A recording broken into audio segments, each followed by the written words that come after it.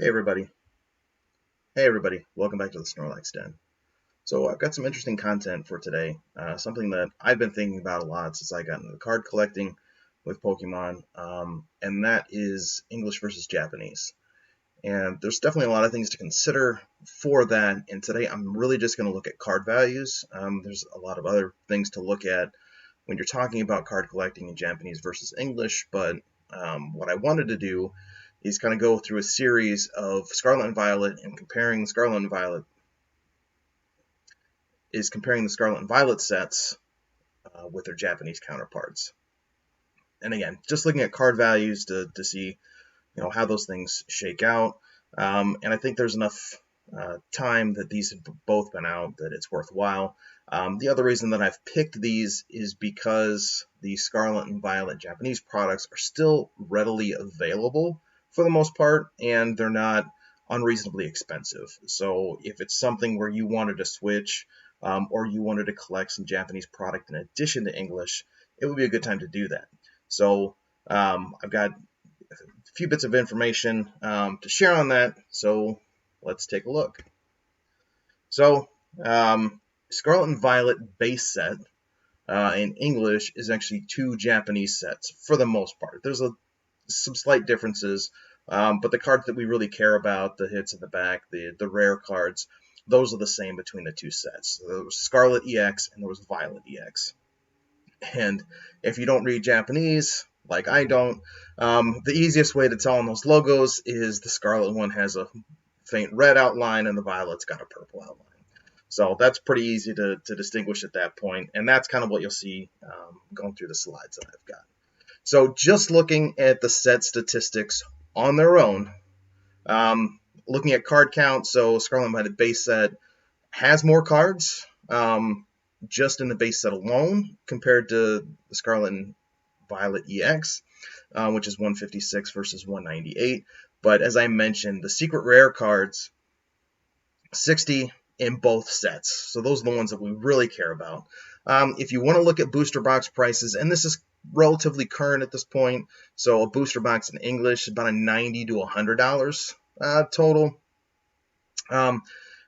Scarlet EX is a little less expensive, so that's $75 to $85. The Violet EX, because it has better hits, which we'll see, is a little bit more expensive. So overall, they're actually fairly similar. You get 36 packs in a booster box for English. It's 30 in each of the Japanese. So I've broken down the rough per pack cost there to give you an idea. So it's not that far off. So if you wanted to collect Japanese, it's really, depending on the set, not that much more expensive to do so. So taking a look, the first card, as I'm sure everyone's aware, is the Miriam SAR. So in the Scarlet and Violet product, that card, and this was about a week ago, so mid-September timeframe, was about $40.56. It was very high early on, shortly after release, but it dropped down significantly since then. And the Japanese card, and these are ungraded costs, is over $700. The PSA 10, I think it was close to $1,000. So there's a lot more demand in many cases for the Japanese cards. The product tends to be a little bit crisper, a little bit cleaner, less of the centering issues and things of that nature. And I think because it's really the original, kind of how Pokemon started as a Japanese product, there's some more demand for that product. And ultimately, it's not printed as much as the English versions.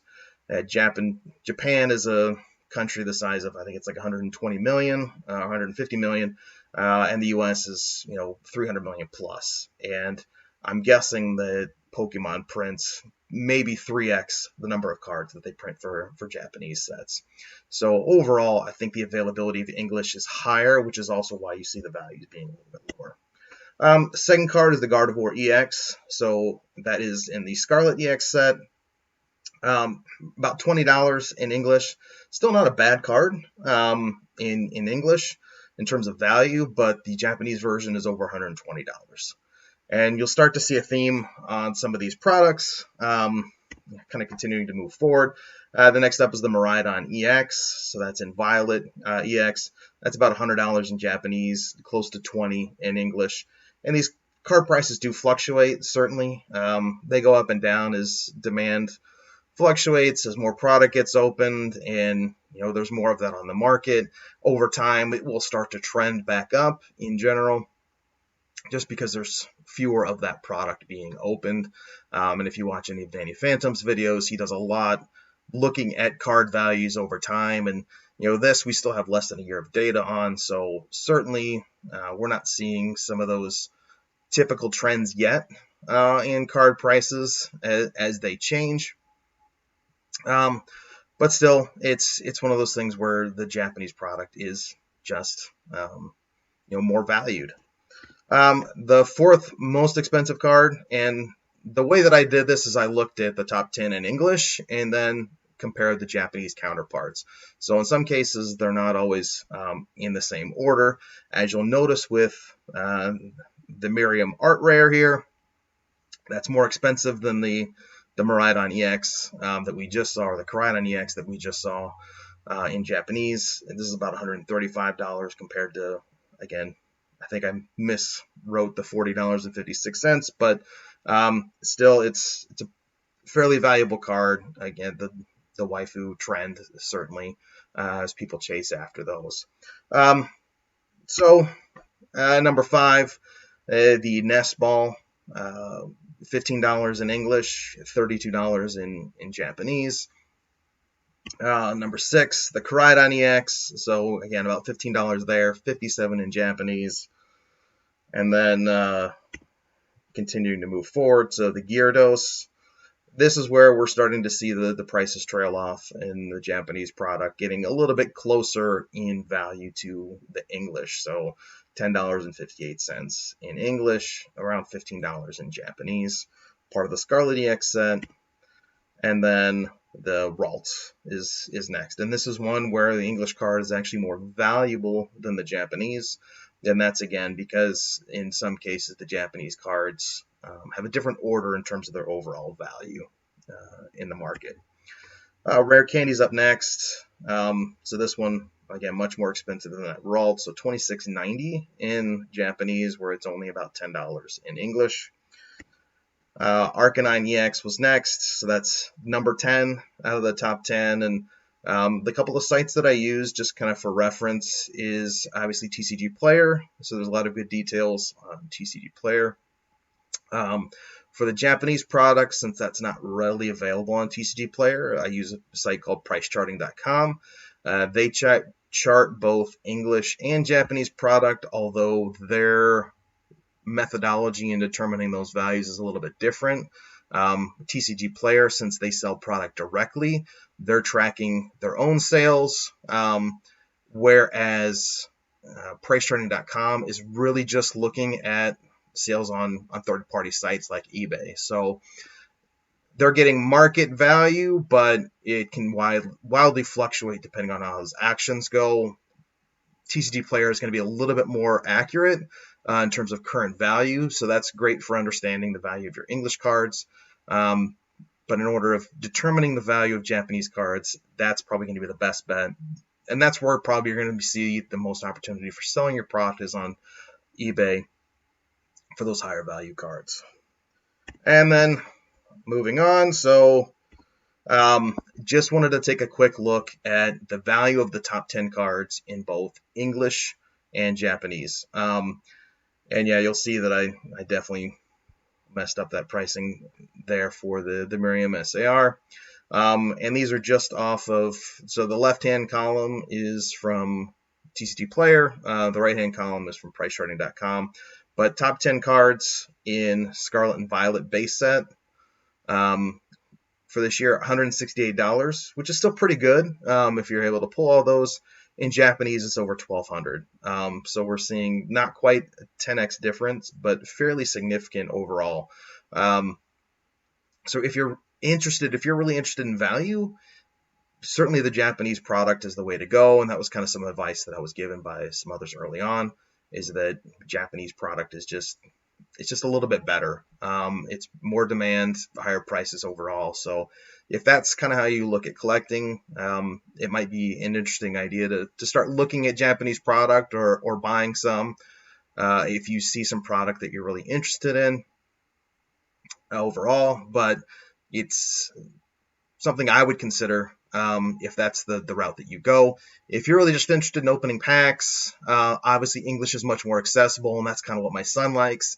It's accessible. He can go to GameStop, he can go to Target, he can go to an LGS, and easily get packs of the product and rip it open. And value is not the biggest thing for him. He plays a little bit of the game as well, and so that's also something to consider.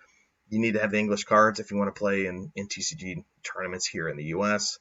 So keep that in mind as you're looking at collecting. And then the next set of product. So these are other Japanese cards that are over $20. So in this case, we have the two pennies, the SAR, which is $71.91. Then the Art Rare, which is $38.90.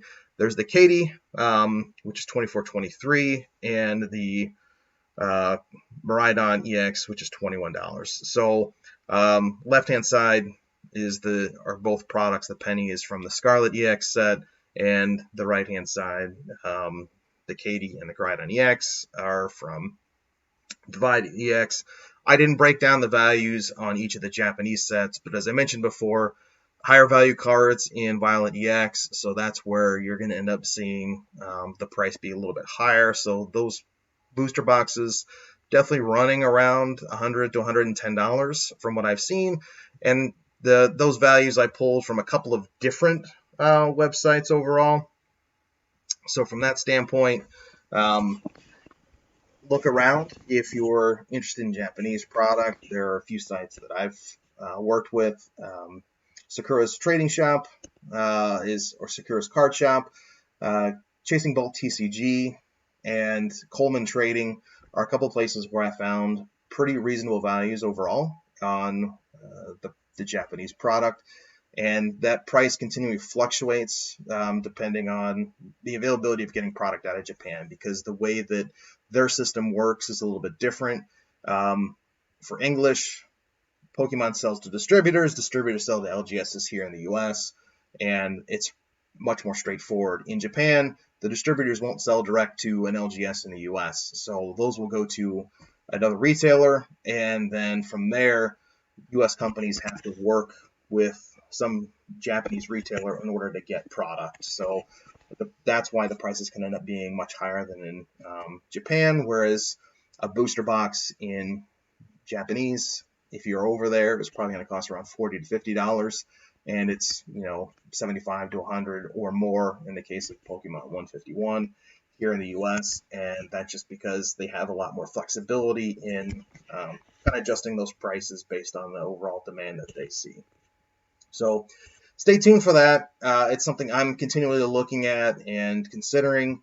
I haven't really done much Japanese collecting outside of Pokemon 151 and some Ruler of the Black Flame, but it's kind of on my radar at this point, and I expect to make a few more videos on English versus Japanese, particularly with Pokemon 151 and the new Scarlet and Violet 151 coming out.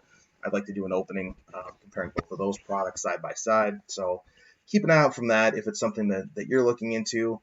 And I hope this helps you as you're looking to make some decisions on that.